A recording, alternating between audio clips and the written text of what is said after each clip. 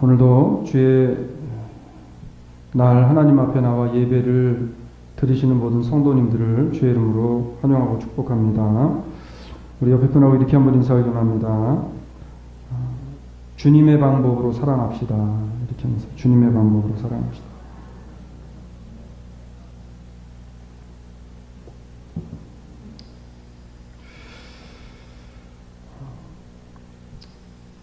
기독교 신앙의 본질이라고 하면 사람들은 다 사랑이라고 이렇게 이야기를 합니다.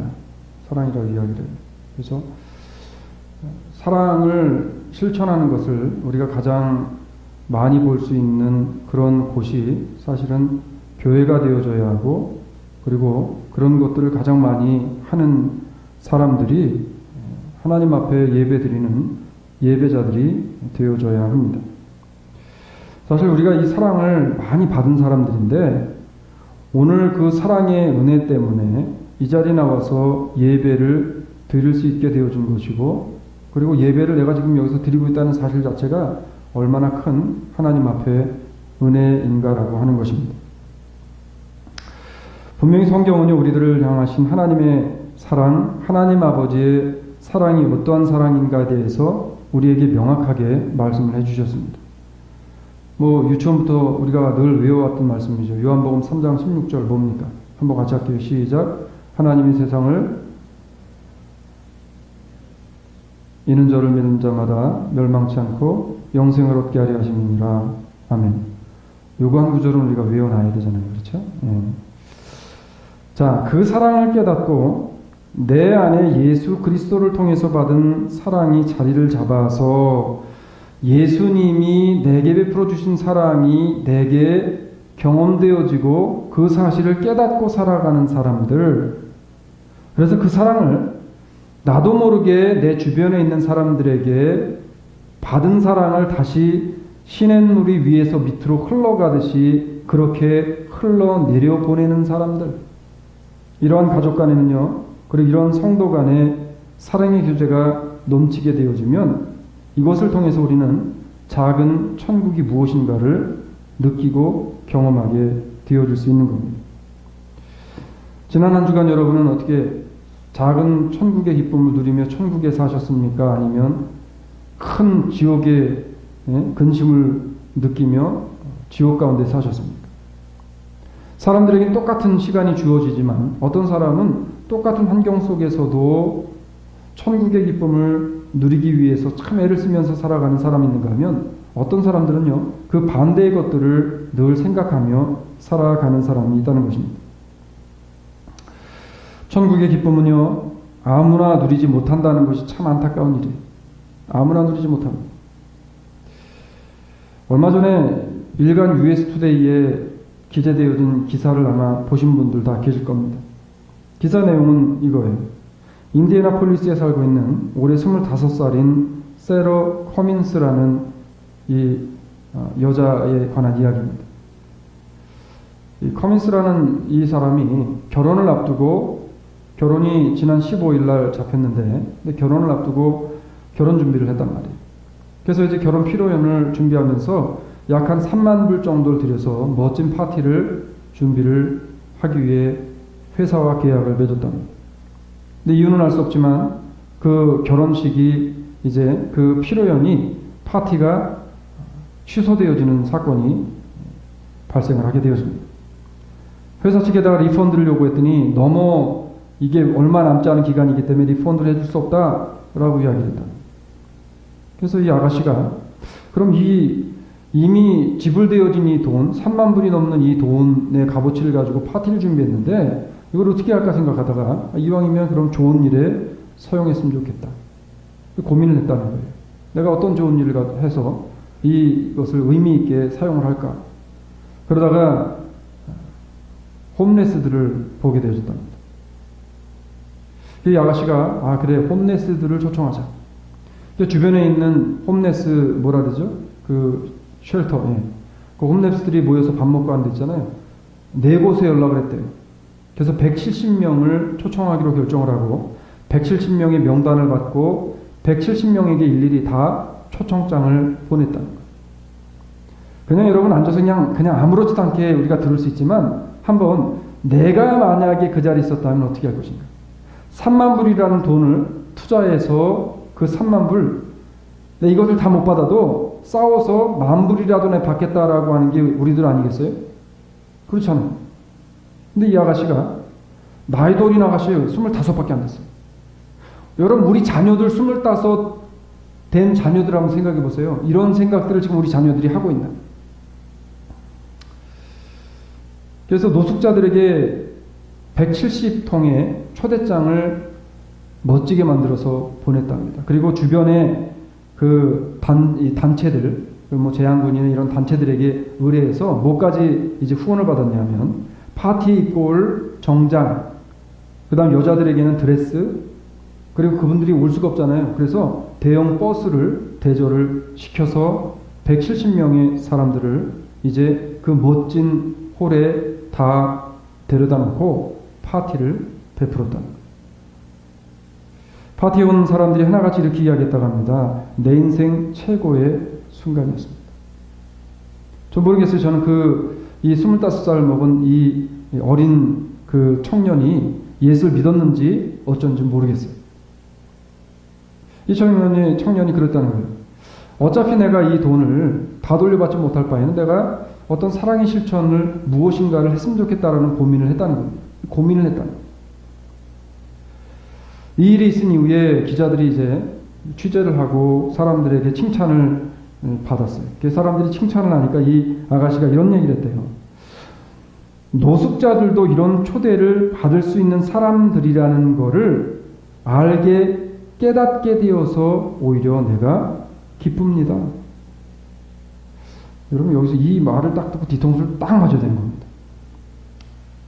노숙자도 사람이에요.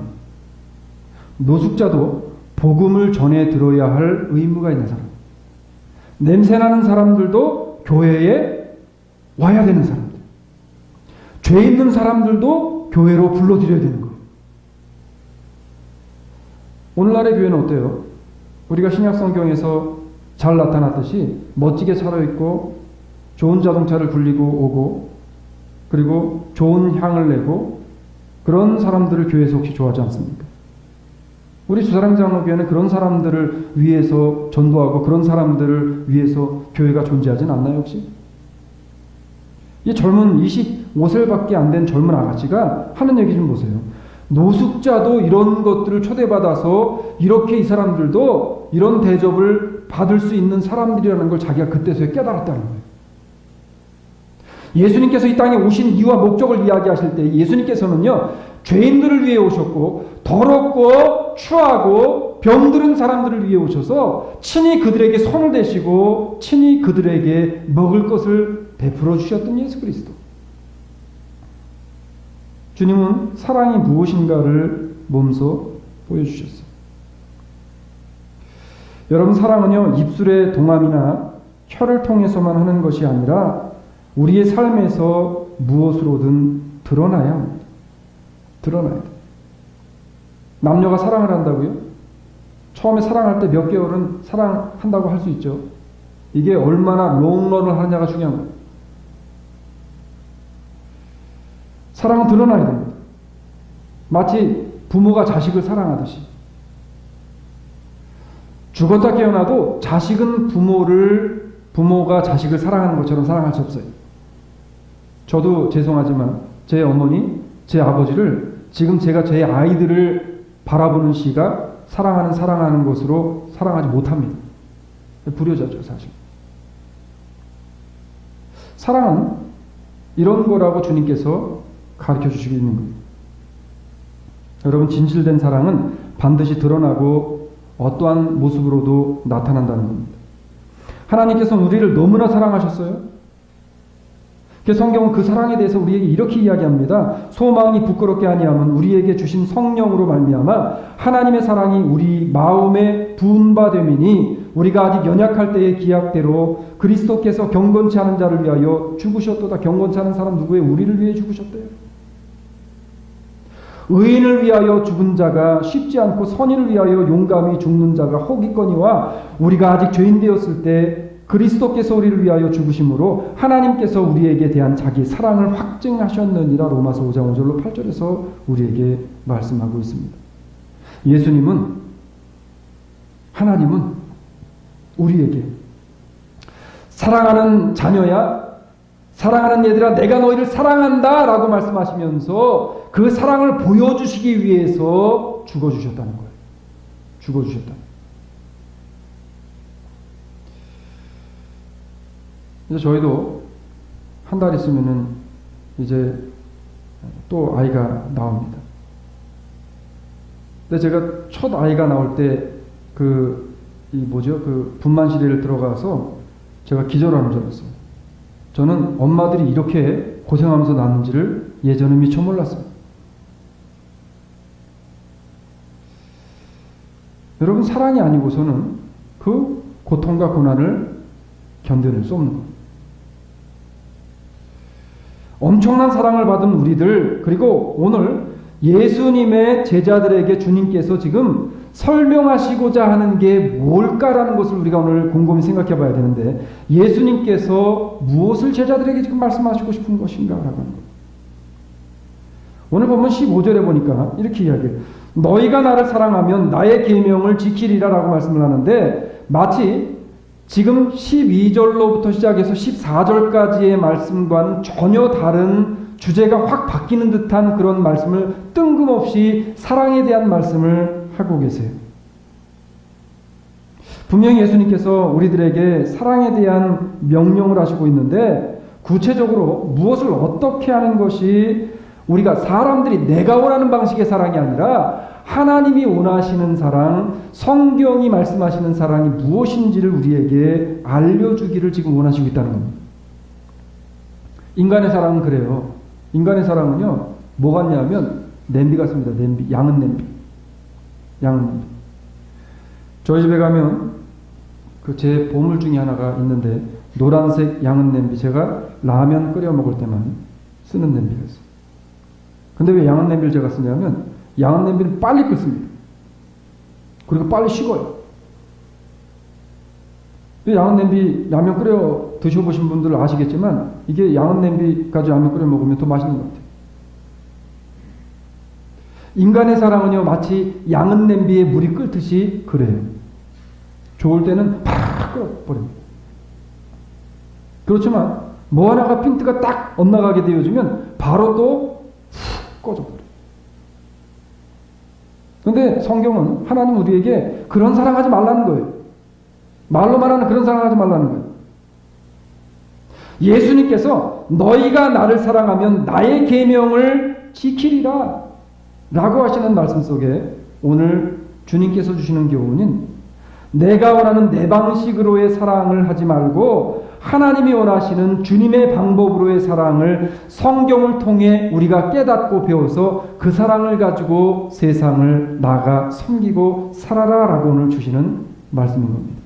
오늘 우리가 두 가지만 보기를 원하는데, 그러면 성경을 기준으로 한 사랑을 우리가 하려면 어떻게 해야 될 것인가? 첫 번째는, 성경적 사랑은요, 참된 믿음의 원천이 되고 기도의 목적을 두게 되어진다는 겁니다.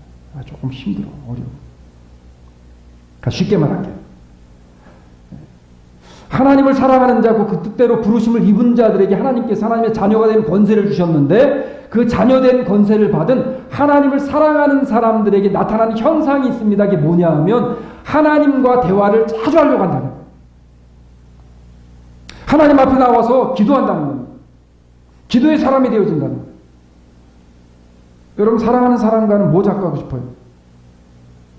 여기 그냥 제가 보니까 사랑한 지 너무 오래됐어요, 다들.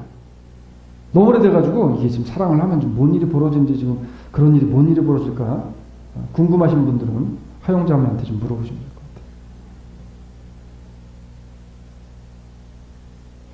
여러분, 사랑을 하면, 제가 언젠가 말씀드렸는데, 제가 연애할 때, 영국에 있을 때 연애할 때, 우리는 롱 디스턴트 연애했습니다. 그랬더니 고현주 집사님이, 목사님 전화비 얼마나 오셨어요? 딱 물어보시더라고요. 어마어마하게 나왔습니다. 미국과 영국, 한국과 미국. 왜 많이 나오냐면, 조그맣게 통화했는데 30분 지나면 한 하루 이틀 지난 것 같아요. 또 전화하는 겁니다. 우리 허영자면 그 정도로 정성으로 안 보이면 누구도 만나지 마시기 바랍니다. 또 목소리 듣고 싶은 거예요. 대화하고 싶은 거예요. 여러분 정말 내 마음 속에서 내 중심에서 그리스도가 사랑하게 되어지면 나도 모르게 하나님을 찾게 되어집니다. 우리가 한번 곰곰이 내가 하나님을 찾는 그러한 빈도수를 한번 보면 내가 하나님에 대한 사랑이 지금 온도가 어느 정도인지 우리가 알 수 있는 겁니다. 오늘 본문은 이렇게 이야기해요, 우리에게. 자, 분명히 15절에서 너희가 나를 사랑하면 나의 계명을 지키리라 라고 말씀을 하셨는데 13절에서 뭐라고 이야기하면 이렇게 이야기합니다. 너희가 내 이름으로 무엇을 구하든지 내가 시행하리. 이는 아버지로 하여금 아들을 인하여 영광을 얻으시게 하려 함이니라 라고 말씀하시고 여기다 더 확실하게 못을 박으시는데 14절에서 이렇게 이야기합니다. 내 이름으로 무엇이든지 내게 구하면 내가 시행하리라. 예수님이 반복적으로 계속 말씀하고 있어요. 그러면서 이 말씀하신 바로 이후에 뭐라고 이야기하냐면 너희가 나를 사랑하면 내 계명을 지키리라. 예수님께서 주신 계명은 뭐냐면 기도하라는 거예요. 기도하라는 거예요. 예수님을 사랑하면 기도하게 된다는 거예요. 예수님께서는요, 사랑의 가장 중요한 것이 무엇인가에 대해서 말씀을 하시면서 무엇이든지 내 이름으로 구하면이라는 기도에 대한 말씀을 합니다. 여러분, 말로는 정말 사랑합니다라고 이야기하면서 1년 365일 가도 대화 한마디 하는 사람들 있다면 사랑하는 거예요? 아니에요? 아니에요. 사랑하는 거 아니에요. 그래서 우리 복음송이 있잖아요. 눈으로 사랑을 그리지 말아요. 입술로 사랑을 말하지 말아요. 그러면서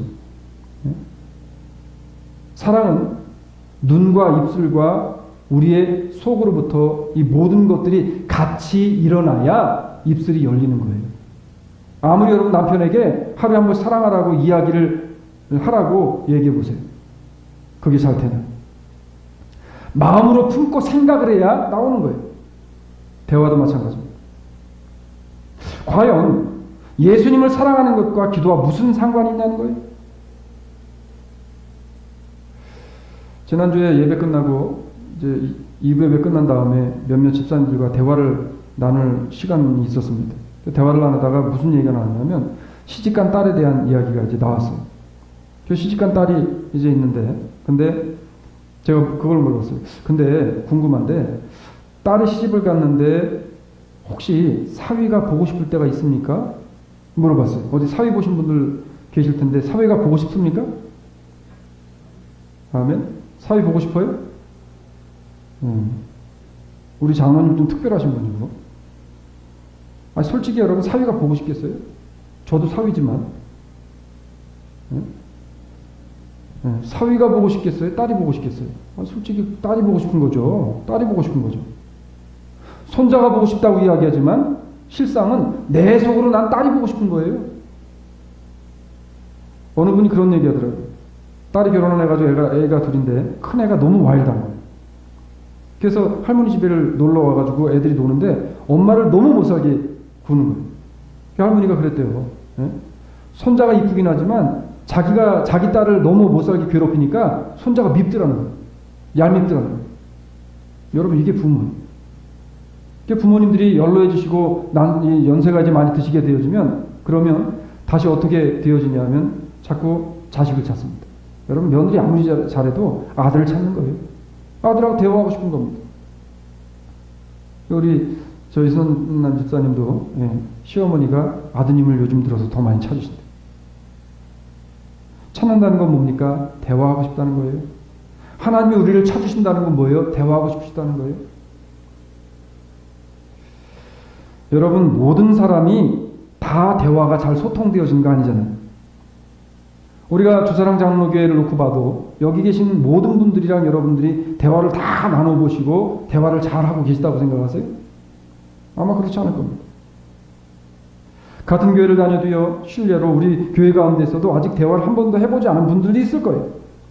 대화는 그 사람과 친분이나 그리고 여러 가지 정이 쌓여서 그것이 사랑의 공감대가 형성이 되어졌을 때 비로소 대화의 문이 열리게 되어집니다.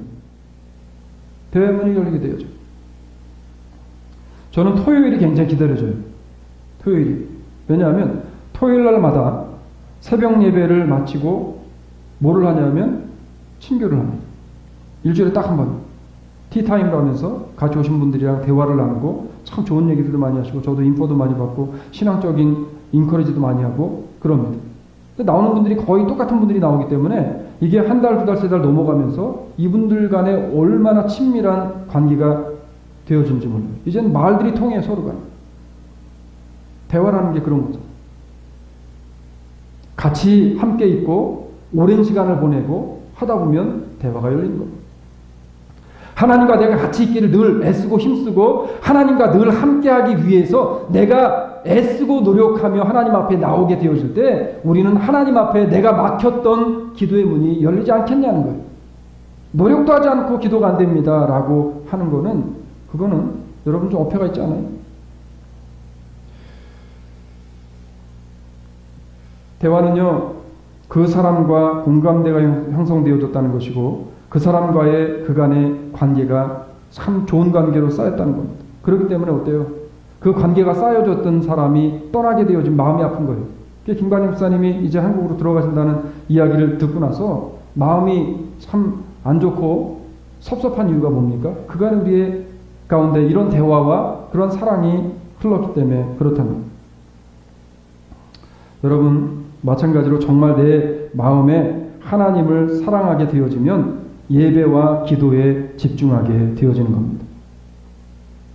그래서 예수님께서는요, 지금 하나님을 사랑하는 자는 기도하게 되어져 있다는 것을 제자들, 근심하고 염려하고 있는 제자들에게 너희가 지금 근심하고 염려할 시간이 있으면 기도하라는 거예요. 기도하라는 거예요. 내가 없을 그날을 위해서 기도하고 너희의 앞으로의 사역을 위해서 기도하라는 겁니다. 예수님께서 말씀하시는 기도는요, 입술만 동하는 그런 기도가 아니었어요. 성경은 이렇게 이야기합니다. 무엇이든지 구하는 바를 그에게 받나니 이는 우리가 그의 계명을 지키고라 그랬어요. 하나님의 말씀을 지키래요. 그 앞에서 기뻐하시는 것을 행하라.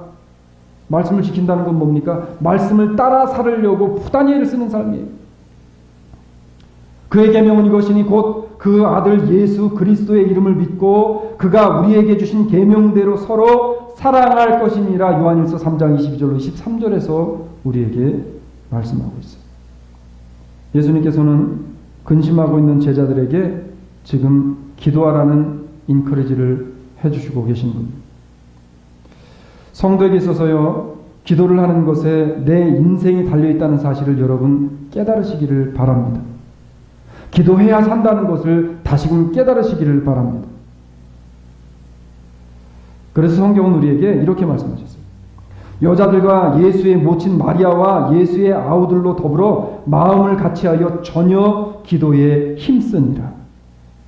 기도는 그냥 교회 이렇게 다니면 나도 모르는 순간에 어느 순간에 갑자기 하늘에서 그냥 무슨 빛 같은 게 날아와가지고요, 갑자기 은혜를 확 받아가지고 어느 순간부터 기도를 나도 모르게 하게 되어지는 그게 기도가 아니에요. 뭐라 그랬어? 성경에서 기도하기에 전혀 힘쓰라 그랬어요. 내가 기도하기 위해서 애를 써야 돼요. 힘을 써야 돼요. 목사인 저도 마찬가지입니다.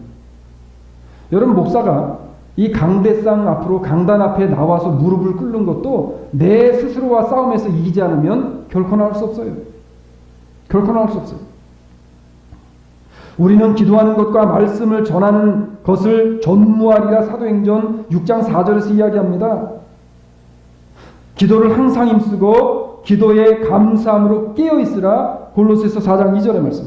무슨 말씀이에요 지금? 기도는 영적으로 깨어있어야 할 수 있는 것이고 매사에 감사한 성도들이 기도의 삶을 살아갈 수 있는 것이어서 우리가 그 기도를 하기 위해서, 기도의 줄을 놓치지 않기 위해서 힘을 다해서 힘쓰고 애씀이 있어야 비로소 기도를 놓치지 않게 되어진다는 겁니다. 일주일 내내 여러분에게 매일마다 새벽에 나와서 기도하라고 하면은 사실 제가 그렇게 해야 되는 겁니다, 원래는. 네? 근데 여러분의 사정을 제가 너무 잘 이렇게 언더스탠딩을 하다 보니까 토요일날 하루라도 나와서 기도해야 돼요, 여러분. 물론 뭐 혼자서 매일마다 기도하시겠지만 사탄은요 수단과 방법을 가리지 않고 내가 기도하는 것을 막으려고 합니다. 사단은 수단과 방법을 가리지 않고 우리가 기도하는 걸 막고요, 우리가 하나님 앞에 나와 예배 드리는 것을 막아요. 사단의 방법입니다. 정말 여러분이 하나님을 사랑한다면 힘들어도 기도의 자리에 나오시고 힘들어도 기도에 힘쓰는 우리 수사랑 장로교회 성도들이 되어지기를 주의 이름으로 축원합니다. 그게 하나님을 향한 사랑을 보이는 것이고, 우리가 가서요 밥 2번 사주는 것보다 그 사람 위해서 한번 기도해 주는 게 그 사람을 더 사랑하는 것인 줄로 믿으시길 바랍니다. 두 번째는 성경이 말하는 성도 간에 어떤 사랑을 해야 되는가, 하나님 앞에 우리가 어떤 사랑을 보여야 되는가. 두 번째는 사랑의 증거는 순종이라는 겁니다. 자, 오늘 본문의 말씀을 보면 분명히 뭐라고 이야기하냐면 너희가 나를 사랑하면 나의 계명을 지키리라 라고 이야기합니다. 지켜 삶으로 나타난다는 거예요. 이건 뭐예요? 하나님의 말씀을 듣고 그냥 밖에 교회 밖에 나가면서 툴툴 털어버리고 가는 것이 아니라 그 말씀을 꽉 붙잡고 나가서 한 주간의 삶 속에서 말씀의 계명을 따라 순종하려고 내 스스로가 애를 쓰고, 순종이 안 될 때에는 정말로 송곳을 가지고 다리를 찌르면서 하나님의 말씀을 다시 기억해 순종하는 삶을 살려고 애를 쓰는 그 노력이 우리에게 필요하다는 거예요. 하나님 말씀은 순종이 자동적으로 되는 거 아니에요. 어떤 분들은요 계명이라는 말을 사용하기만 하면 무슨 율법주의자라고 말을 하면서 고리타분한 사람이라고 이렇게 이야기합니다. 그래서 그런 부류의 사람들은 율법 지키는 것은 은혜를 위반하는 것이다라고 그렇게 이야기를 아주 그럴듯하게 이야기하는데, 사실은 그것은요 진리의 말씀을 아주 서투르게 왜곡시키는 잘못된 겁니다. 이거 제 말이 아니라 예수님께서, 하나님께서 성경을 통해서 말씀하신 거예요. 너희가 나를 사랑하면 내 계명을 지키라 분명히 말씀하셨습니다.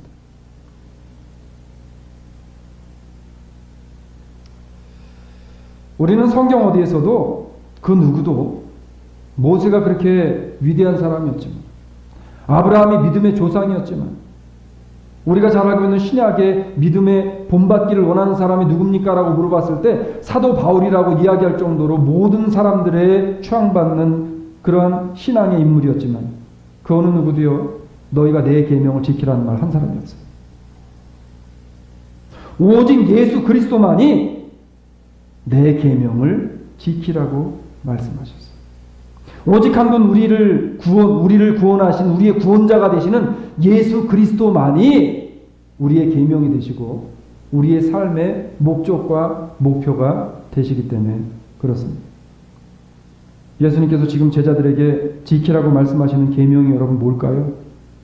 뭐를 지키라고 말씀하는 걸까요?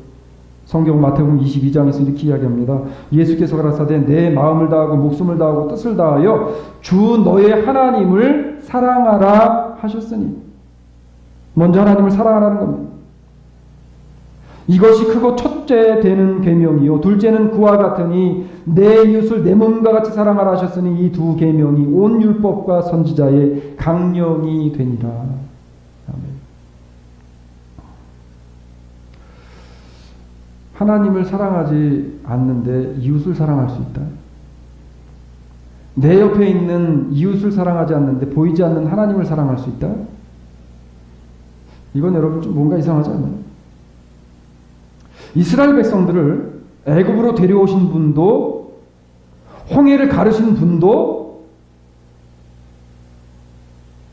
광야를 건너게 하신 분도, 그리고 그들에게 하나님의 율법과 계명을 주신 분도 우리를 이 땅 가운데 죄악 가운데 버려두지 아니하시고 그 물과 피를 다 쏟으시면서 십자가를 지신 예수 그리스도라는 것.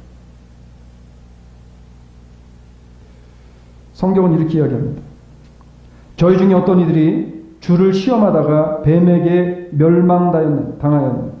우리는 저희와 같이 시험하지 말자. 고린도전서 10장 9절의 말씀. 주를 시험하다가 예수 그리스도. 성경은 구약이나 신약이나 하나님께서 태초에 천지를 창조하실 때나 지금이나 예수님께서는 늘 우리와 함께 계심을 말씀하고 약속하고 있습니다. 다 같은 신령한 음료를 마셨으니 이는 저희를 따르는 신령한 반석으로부터 마셨음에. 이스라엘 백성이요 광야를 건너가면서 목마르다고 물이 없다고 불평하면서 모세에게 대들었을 때 하나님의 명령에 반석을 쳤습니다. 그랬더니 물이 콸콸콸 나왔어요. 그 반석이 누구예요? 성경 볼까요? 한번 누군가? 신령한 반석으로부터 마셨음에 그 반석은 곧 그리스도시라. 그러나 저희의 다수를 하나님이 기뻐하지 아니하신 고로 저희가 광야에서 멸망받았느니라. 분명히 고린도전서 10장 4절 5절에서 말씀합니다. 사랑하는 여러분, 예수님께서 주신 계명에 순종하는 것은요, 주님에 대한 나의 사랑을 입증하는 거예요. 우리가 어떻게 하나님에 대한 사랑을 보이겠어요? 그리스도를 사랑하는 사람은 주신 계명인 성경을 믿고 순종하는 삶을 살아가는 줄로 믿으시길 주의 이름으로 축원합니다. 그래서 내 마음 가운데 하나님 주신 성경 66권이 하나님의 말씀인 것으로 분명히 믿어져서 그 하나님 주신 말씀 66권 성경을 순종하는 마음으로 그 말씀을 따라 살아가려고 애쓰고 있다면 우리는 하나님을 사랑하는 것을 실천하고 있는 것이고 그 사랑으로 인해서 우리에게 부어주신 하나님의 은혜가 분명히 있을 줄로 믿는 믿음을 가지고 사시기를 주의 이름으로 축원합니다. 여러분, 여러분의 마음에 하나님 주신 말씀, 이 성경이 무한 하나님의 말씀인 것으로 정말 믿으십니까? 이게 안 믿어지면 불행한 거예요. 하나님의 말씀이 하나님의 말씀으로 안 믿어지면 다른 게 불행한 게 아니라 그게 불행한 거예요. 그래서 순종은요, 괴롭고 어려운 것이 아니라 비록 신앙의 길을 걸어가면서 말씀에 순종하는 것이 참 괴롭고 어려운 것처럼 보인다 할지라도 아무나 순종할 수 없기 때문에 내가 하나님의 말씀에 순종하게 되어진다면 이 순종은 믿는 자에게만 주어진 특권인 줄로 여러분 믿으시길 주의 이름으로 축원합니다. 그 순종은 믿는 자에게 주신 하나님의 특권이에요. 얼마나 감사합니다. 우린 특권을 누리는 사람들이에요. 그래서 말씀을 맺으려고 그래요. 주님은 우리들을 사랑하심의 증거로 십자가를 져주셨어요. 오늘 우리들이 하나님을 사랑하고요, 이웃을 사랑하는 증거로 무엇을 보여줄 수 있습니까? 25살밖에 안 된 젊은 아가씨는 3만 불이라고 하는 엄청난 거금을 본인이 포기하면서 불쌍한 사람들에게 잔치를 베풀어줬습니다. 예수님께서는 물과 피를 다 쏟아가시면서 우리의 생명을 구원해 주시는 사랑을 보여주셨어요. 하나님은요, 독생하신 아들, 하나밖에 없는 아들을 우리에게 대성물로 보내주시는 사랑을 보여주셨어요. 부모님은요, 우리를 낳으시고 입히시고, 우리 어버이노래도 있잖아요. 진자리 마른 자를 다 해주시면서 나는 고생할지언정 자식 고생하지 않게 하기 위해서 부모님 희생해줬잖아요. 나는 그러면 이 시대 이 땅을 살아가면서 어떤 사랑의 증거를 보이며 살아갑니다. 사람들은 내 방식대로 사랑하려고 합니다. 우리가 오늘 이후로 내 방식대로 사랑하지 말고 예수님께서 내게 보여주신 성경의 방법이 무엇인가를 찾아서 믿음이 힘들어하는 사람, 여러 가지 힘든 여건 가운데 있는 사람을 위해서 하루에 한 번, 안 되면 일주일에 한 번이라도 그를 위해 정말 가슴으로 우러나는 기도를 그를 위해 해줄 수 있는 기도의 동역자, 기도의 사랑을 먼저 베풀 수 있는 우리들이 되시기를 주의 이름으로 축원합니다. 여러분 자녀들 위해서도 기도해 주시기 바랍니다. 그리고 우리가 이 기도를 통해서 하나님께서 베풀어 주신 사랑의 은혜가 내 삶을 통해서 말씀의 순종으로 나타나서 하나님을 기쁘시게 함으로 이것이 사람들에게는 저 사람이 정말 예수 믿는 사람이구나라고 하는 너희가 내 제자인 줄을 알게 되리라 라고 말씀하신 그 주님의 말씀이 오늘 우리 주사랑 장로교회와 교회의 모든 성도들을 통해서 주변의 사람들의 입에 오르내릴 수 있는 그러한 저와 모든 성도님들이 되시기를 주의 이름으로 축원합니다. 사랑의 하나님 감사합니다. 하나님, 우리가 말로만 사랑하는 것이 아니라 우리의 삶으로, 우리의 모습으로 하나님을 사랑하며 우리에게 보내주시고 맡겨주신 이웃과 형제 자매를 사랑케 하여 주시옵소서. 하나님, 이 말씀을 듣고 세상에 나가 작은 것으로부터 순종하며 하나님 사랑의 대화, 기도가 끊이지 않는 삶을 살게 하시고 말씀에 순종이 끊이지 않는 복된 삶을 살게 하여 주시옵소서. 고마우신 예수님 이름으로 기도 올려옵나이다. 아멘.